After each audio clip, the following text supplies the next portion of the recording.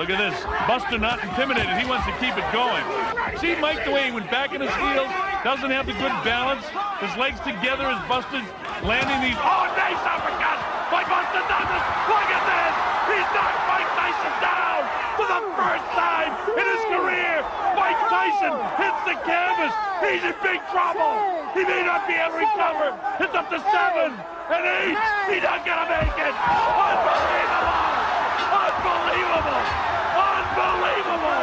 Buster Douglas is the new heavyweight champion of the world! Hey, can I just ask a little bit about you, your career in boxing, how it all started?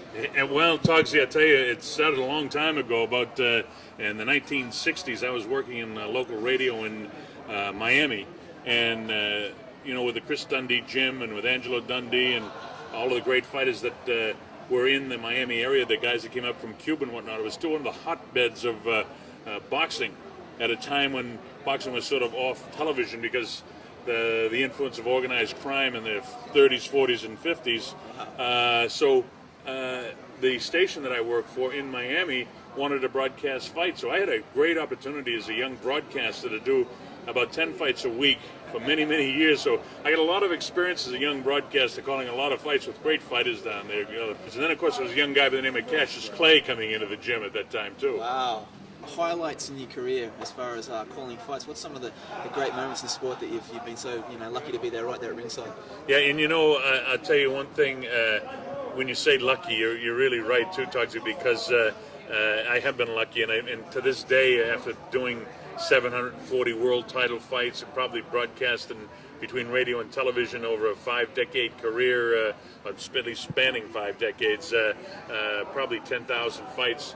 It's been really exciting, and there's been a lot of highlights. I mean, certainly the first championship fight I ever did back in '68, I'll never forget that, when Jimmy Ellis won the WBA heavyweight championship during the Ali time off over Jerry Quarry. That stands out in my mind personally. Of course, the great fights between Muhammad Ali and Joe Frazier, the fight in Manila, the fight in Zaire, the Rumble in the Jungle was at the time was probably the biggest fight that I had done for venue. Very even fight. Ali, a sneaky right hand. Another sneaky right hand. This time he works over the shoulder of Foreman.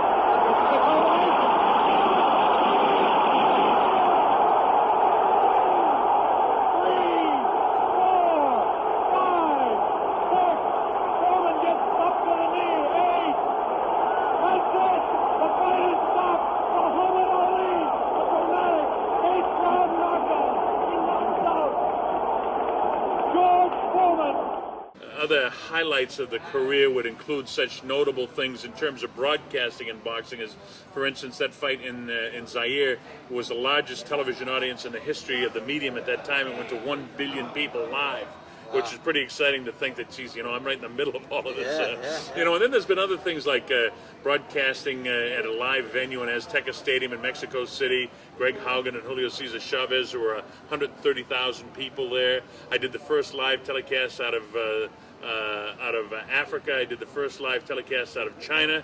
I did the first heavyweight championship fight in the Philippines. So things like that would stand out to me. That wouldn't mean much to your viewers here, but they're exciting things in my career.